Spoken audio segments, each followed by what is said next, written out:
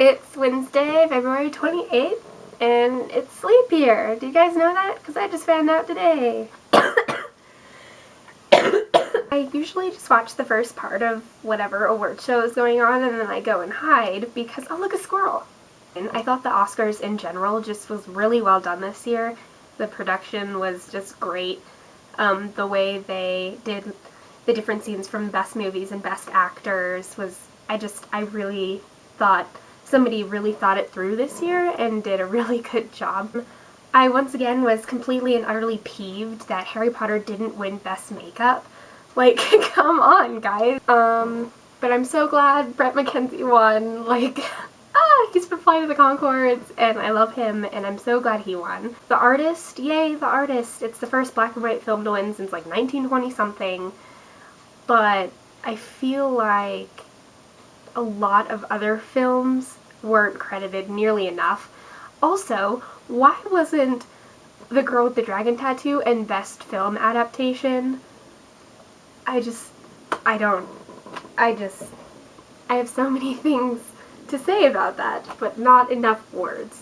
I've always imagined myself at the Oscars to wear one of those really tight, like, deep maroon sex red. Like, the dress to stop right here, and then, like, red lace, or black lace, or something to come to where, like, a normal t-shirt would be, and then I'd have sleeves, like lacy sleeves. So I'd be the stupid idiot who knew that they had a little chance, if any, to win something at the Oscars, and I'd write everybody that I had to remember on my sleeve.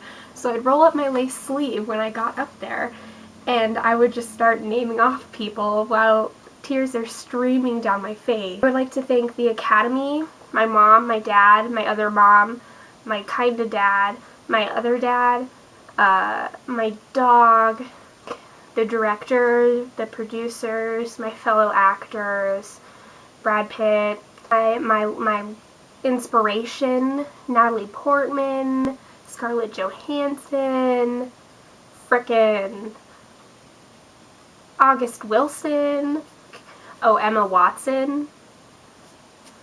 I'd like to thank you guys. I'd also like to thank the catering service, the cleaning service, the bands that I listened to in my trailer while filming, such as Rob Zombie, Ingrid Michaelson. Oh, I'd also like to thank Johnny Depp, to thank the person who made my dress. Thank you. Did I say my mom? Okay. The book I'm currently reading, both of you guys know I'm reading, House of Leaves. I finally figured out why I find this book so difficult. Because at the very, like, first 50 pages, you have no frickin' idea what's going on. Like, you have to get used to the book. Having a story within a story within a story, you kind of have to be able to separate it and have all this information and make it sort of linear inside of your head. My second problem with it is I got to like page 100 and then it says go to Appendix E or D. Appendix E or D is 50 pages but in the very back. So I can't really see what kind of progress I'm making. I finally got to the part where the book finally kind of gets into its plot and it sucks you in, and it takes a while to get there, but I'm finally there and I feel like I'm going to finish it this week and I'm so excited. Okay, and last but not least, my 5 items of clothing. I didn't realize how weird my 5 items are until I started gathering. I feel like I should have thought of better 5 items, but these are the ones that I automatically gravitated towards. None of them have as interesting stories as Mary's. One of these hats, I'll show you because it looks kind of weird on camera. But it's just like one of these ads. Many a Day has this and another, like I have 3 different colors of these. Saved me from a bad hair day. My second item is a nostalgia item. Actually, all of them are. The rest of them are all just memories. I don't necessarily wear them, but I have them and I'll never get rid of them. My first one is this wristband. These were cool. middle school, freshman year of high school, I was very much into Avril Lavigne, and I basically wanted to be her ever since like 5th grade. Listened to her music. I wore the skater shoes and the ripped jeans and had long hair, straight hair, and tons of eyeliner and band t-shirts and these things and those black jelly bracelets. Third thing is a t-shirt. Okay, at my high school, whenever you were in a production, we produced t-shirts to advertise the play and as memorabilia. But this shirt is actually my favorite memory-wise. It's my, I don't know if you guys can see that. It's my A Midsummer's Night Dream shirt, and it says my high school, Hinckley High School, and it has fairies and the date that it played at. I played Hermia, but I auditioned for Helena because Helena is probably one of my favorite characters in the works of Shakespeare. And Mary, I don't know if you know this, but I'm a huge Shakespeare fanatic. I have 3 different copies of his, like a complete copy of his works, 3 different copies of his works. I actually grew up on A Midsummer's Night Dream, and when I found out my high school was doing it, I flipped shit and I auditioned and I got Hermia, which actually turned out pretty well because I just played this spoiled, selfish little brat who just, I screamed and whined, and it was just so much fun. And Helena, my counterpart, who could have taken me down easily within that, and we got combat scenes where I was like ripping her hair out and throwing her around. The reason why I chose that is because during that time of the production was also one of my hardest times of my life. I had been severely ill, and when I become severely ill, it's life-threatening because of my asthma. And so I can distinctly remember the last dress rehearsal.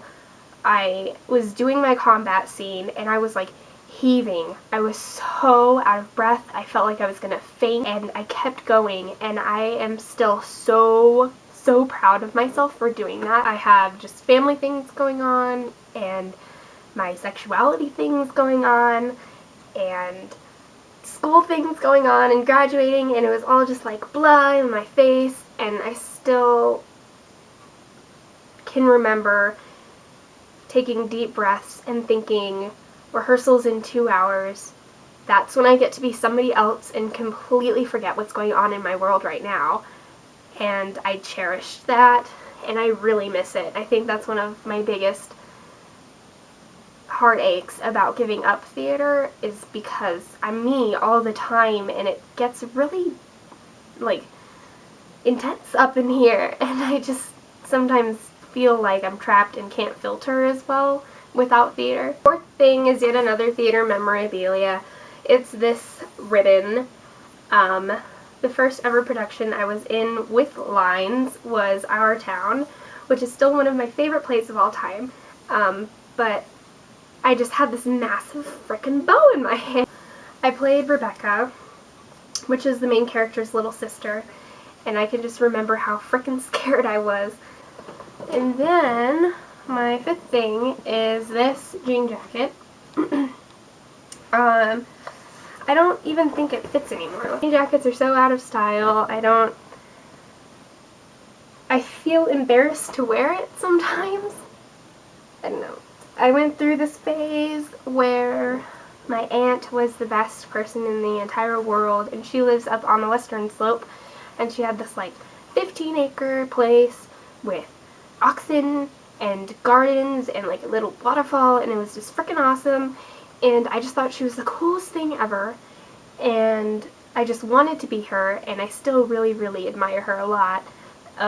But she bought me this jean jacket, and it's gorgeous. When I first brought it home, my Uncle Bruce, Aunt Missy, Uncle Bruce was a hockey player, and that's where I get my love for hockey from, because I wanted to grow up to be like my aunt, and her husband was a hockey player, But I came home with this and he thought it was so cool, and he had this avalanche patch that he sewed on here, and it actually fell off, but it's still in like a box of my things, and I just felt like such a badass in this, and I was like 12, and for some reason it still fits. Yeah, I think that's about it. So this video is probably really long, and I've been doing pretty good with time lately, but this is just going to be like a relapse. Okay, I love you both, and I will see Brittany on Friday. Bye.